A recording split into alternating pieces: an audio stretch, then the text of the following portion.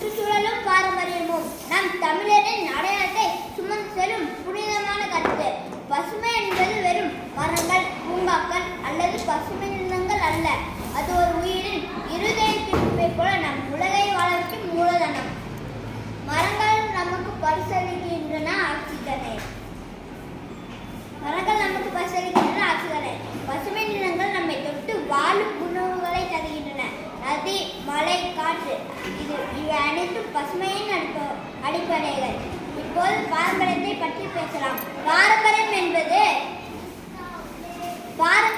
ஒரு சமூகத்தின் கலாச்சார பொக்கிஷம். நம் முன்னோர்கள் நமக்கு பாரம்பரியமாக விட்டு சென்ற நல்லொழுக்கங்கள், விழாக்கள், சுயசார்பான உணவு முறைகள், மூலிகை மருத்துவங்கள், இயற்கையை மதிக்கும் பழக்கங்கள் இவை அனைத்தும் நம்மை ஒருவரை போலாமல் தமிழாக ஊட்டுகின்றன. இந்த இரண்டையும் இணைக்கும் ஒரு அழகான பாடமாக நாம் பார்க்க வேண்டும். பாரம்பரியம் என்பது இயற்கையுடன் இணைந்த வாழ்வியல். மரங்களை வழிபடும் மரபு, மலையை வரவேற்கும் விழாக்கள், நிலத்தை தொட்டு வணங்கி நன்றி கூறும் விவசாய வாழ்க்கை. இவையெல்லாம் பசுமையை சார்ந்த பாரம்பரியங்களே.